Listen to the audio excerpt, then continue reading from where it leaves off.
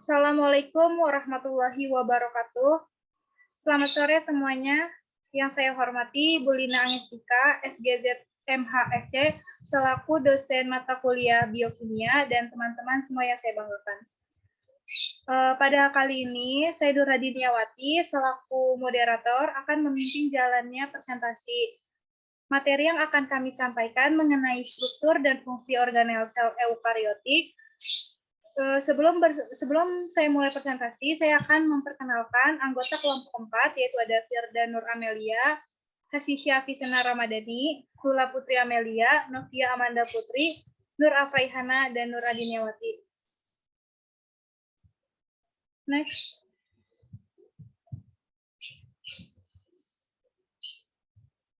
Untuk slide pertama akan dibacakan oleh saya mengenai pengertian sel hewan. Sel adalah kumpulan materi paling sederhana dari makhluk hidup. Sel hewan merupakan suatu bagian organel terkecil yang memiliki selaput tipis dan di dalamnya terdapat larutan koloid yang mengandung senyawa kimia. Sel ini memiliki keunggulan yaitu dapat membuat duplikat secara mandiri dengan melakukan pembelahan sel.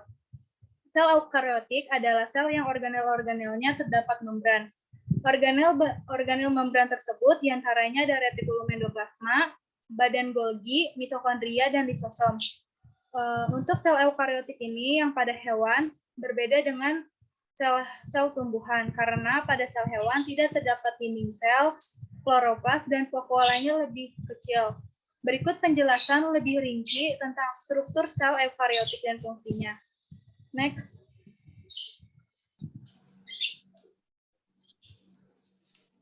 Untuk slide berikutnya akan dilanjutkan oleh Firda Nur Amelia. Untuk Firda, saya persilahkan. Terima kasih, Adin. Bagian-bagian sel hewan terdiri dari membran sel, lisosom, nukleus, nukleolus, membran inti, vakuola, mitokondria, badan Golgi, ribosom, RE halus, RE kasar, sitoplasma, dan sentrosom.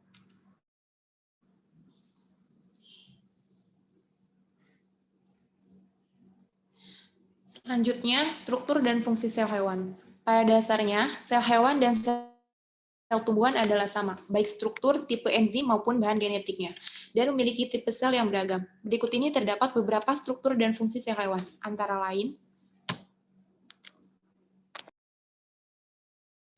Terima kasih Firda atas pemaparannya. Selanjutnya akan diteruskan oleh Lula. Untuk Lula saya persilakan. Untuk Hasisya. Untuk Hasisya saya persilakan. Baik, terima kasih moderator. Untuk struktur sel yang pertama itu ada membran sel. Membran adalah pembungkus sel pada bagian luar yang tersusun oleh protein, kolesterol, dan lemak. Pada bagian ini memiliki peranan yang sangat penting dalam mengatur mineral dan nutrisi yang berada di dalam maupun di luar sel. Untuk fungsinya, membran sel dibagi menjadi 4. Yang pertama ada mengatur keluar masuk nutrisi dan mineral, yang kedua sebagai pembungkus atau pelindung sel, yang ketiga menerima rangsangan dari luar, dan yang keempat tempat berlangsungnya berbagai reaksi kimia. Untuk struktur sel yang kedua itu ada sitoplasma. Sitoplasma adalah bagian sel yang berupa cairan sel dan memiliki bentuk seperti gel. Organel ini memiliki dua proses fase, yaitu fase gel atau cair dan fase sol atau padat. Cairan ini terdapat di dalam nukleus yang disebut dengan nukleoplasma. Namun, sitoplasma bersifat koloid kompleks, yaitu tidak cair dan tidak padat. Fungsi sitoplasma ada dua. Yang pertama itu sebagai sumber bahan kimia sel, yang kedua tempat berlangsungnya metabolisme sel. Next.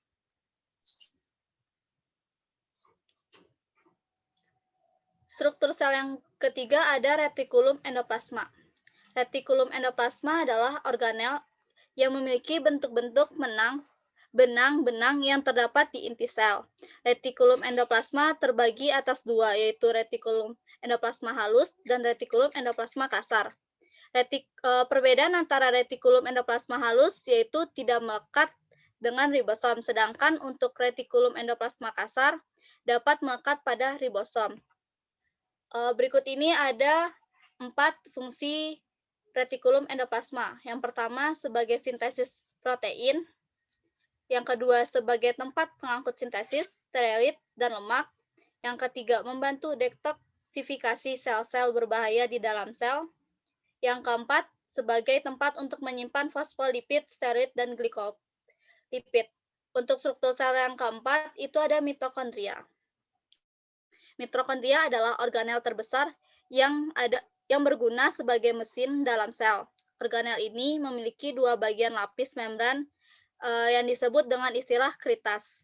Mitokondria yang berbentuk tunggal disebut dengan istilah mitokondrion. Organel mitokondrion adalah organel yang dapat mengubah energi kimia menjadi energi yang lainnya. Fungsi mitokondria ada dua. Yang pertama sebagai respirasi seluler, yang kedua sebagai penghasil energi dalam bentuk ATP. Terima kasih Hasisha. Selanjutnya akan dilanjutkan oleh Lula. Untuk Lula, saya persilahkan. Baik, terima kasih Adin. Selanjutnya ada mikrofilamin. Mikrofilamin adalah organel sel yang terbentuk dari protein aktin dan miosin.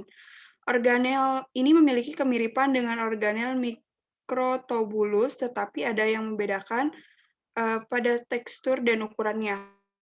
Mikrofilamin memiliki tekstur yang lembut dan mempunyai ukuran diameter yang lebih kecil. Dan fungsi dari organel ini yaitu berperan sebagai pergerakan sel, endositosis, dan eksotisosis. Yang keenam ada lisosom. Lisosom sendiri adalah organel berupa kantong terikat di membran yang berisi kandungan enzim hidrolitik. Hal ini digunakan untuk mengontrol pencernaan intraseluler di keadaan apapun. Nah, lisosom ini memiliki fungsi sebagai yang pertama untuk mengontrol pencernaan intraseluler, yang kedua sebagai pencerna materi dengan menggunakan fagositosis, yang ketiga sebagai penghancur organel sel yang telah rusak, dan yang terakhir sebagai pemasukan makromolekul dari luar menuju ke dalam sel dengan mekanisme endositosis. Selanjutnya ada peroksisom atau badan mikro. Peroksisom itu adalah organel yang memiliki kantong yang kecil yang berisi enzim katalase. Hal tersebut berfungsi untuk menguraikan peroksida H2O2 atau metabolisme yang bersifat toksik, yang dapat merubah air dan oksigen yang berbahaya pada sel. Organel peroksisom ini banyak ditemukan di sel hati dan juga ginjal. Nah, organel ini memiliki fungsi sebagai yang pertama perubahan lemak menjadi karbohidrat, menguraikan peroksida H2O2 dari sisa-sisa metabolisme toksik. Yang kedelapan ada ribosom. Ribosom adalah organel sel yang memiliki tekstur padat dan kecil dengan ukuran diameter 20 nanometer. Nah, organel ini terdiri dari 65% RNA ribosom dan 35% protein ribosom. Di dalam sel ribosom terdapat retikulum endoplasma kasar atau membran inti sel. Ribosom memiliki fungsi sebagai tempat berlangsungnya proses sintesis protein.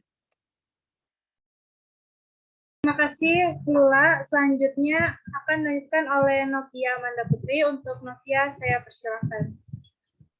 Terima kasih, Adin. Lalu yang ke-9 ini ada sentriol. Sentriol ini struktur organel yang berbentuk tabung dan biasanya ditemukan pada sel eukariota. Organel ini juga dapat mengambil peran dalam pembelahan sel dan dalam pembentukan silia dan flagela. Selain itu, sepasang sentriol mampu membentuk struktur gabungan yang disebut dengan istilah sentrosom. Nah, fungsi sentriol ini berperan sebagai membentuk silia dan flagela, lalu sebagai proses pembelahan sel dalam membentuk benang spindle. Yang ke-10 ada mikrotubulus. Mikrotubulus ini organel sel yang terdapat di dalam sitoplasma dan dapat ditemukan pada sel eukariot. Organel ini berbentuk silindris panjang yang berongga. Lalu organel ini memiliki ukuran dengan diameter kurang lebih 12 nanometer dan diameter luar 25 nanometer. Selain di hewan, organel ini juga dimiliki oleh sel tumbuhan yang sama persis oleh hewan. Organel ini memiliki fungsi untuk melindungi sel, memberi bentuk sel, berperan sebagai dalam pembentukan flagela, silia, dan sentriol. Lalu yang ke-11 ada badan Golgi. Badan Golgi atau bisa disebut aparatus Golgi itu adalah organel yang dikaitkan dengan fungsi ekskresi sel. Badan Golgi dapat ditemukan di semua sel eukariotik. Organel ini sangat berperan penting, yaitu mempunyai fungsi ekskresi seperti ginjal. Badan Golgi memiliki bentuk-bentuk seperti kantung pipih yang berukuran kecil hingga besar dan terikat oleh membran. Setiap sel hewan memiliki 10-20 badan Golgi. Nah, organel ini memiliki fungsi untuk memproses protein, membentuk lisosom, membentuk membran plasma, membentuk vesikula atau kantong untuk ekskresi. Lalu yang ke-12 ada nukleus. Nukleus ini adalah organel kecil yang mengatur dan mengendalikan aktivitas sel. Proses ini dimulai dari metabolisme hingga ke pembelahan sel. Nukleus mengandung materi genetik yang bentuknya DNA linier panjang yang membentuk kromosom. Organel ini dapat ditemukan di sel eukariot dan terdiri atas bagian-bagian seperti membran inti, nukleoplasma, kromatin atau kromosom, dan nukleus. Nah, fungsi dari nukleus ini untuk tempat terjadinya replikasi, menyimpan informasi genetik, untuk menjaga integritas gen-gen, mengendalikan proses metabolisme dalam sel, mengontrol aktivitas sel, dan mengelola ekspresi gen. Terima kasih, Novia. Selanjutnya akan dilanjutkan kembali oleh Nur Afaihana. Untuk Nur Afaihana, saya persilahkan. Oke, terima kasih Adin. Selanjutnya ada nukleolus. Nukleolus adalah organel yang terdapat di dalam inti sel atau nukleus. Organel ini bertanggung jawab dalam pembentukan protein menggunakan RNA atau asam ribonukleat. Organel ini mempunyai fungsi sebagai bertanggung jawab dalam pembentukan protein. Selanjutnya ada nukleoplasma.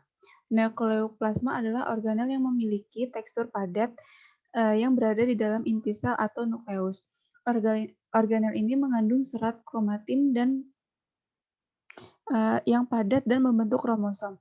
Selain itu, organel ini bertugas untuk membawa informasi genetika. Yang terakhir ada membran inti. Membran inti adalah elemen struktural utama nukleus yang membungkus keseluruhan organel. Selain itu, organel ini sebagai pemisah antara sitoplasma dan daerah inti.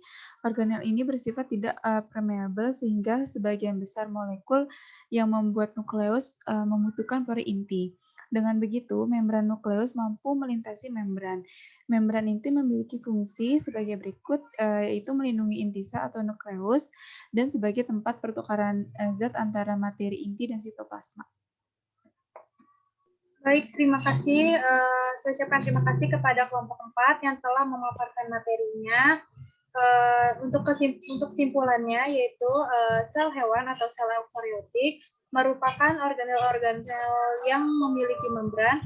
Organel membran tersebut diantaranya ada 15 bagian, dan sel hewan ini merupakan suatu organel yang terkecil yang memiliki selaput tipis dan di dalamnya terdapat larutan koloid yang mengandung senyawa kimia. Nah, untuk keistimewaan dari sel eukariotik ini bisa membuat duplikat secara mandiri dengan melakukan pembelahan sel. Sekian dari kelompok 4. Bagi teman-teman yang telah mendengarkan pemaparan materi dari kelompok 4, jika ingin bertanya, bisa melalui kolom komentar atau diskusi. Kami dari kelompok 4 mengucapkan terima kasih. Wassalamualaikum warahmatullahi wabarakatuh.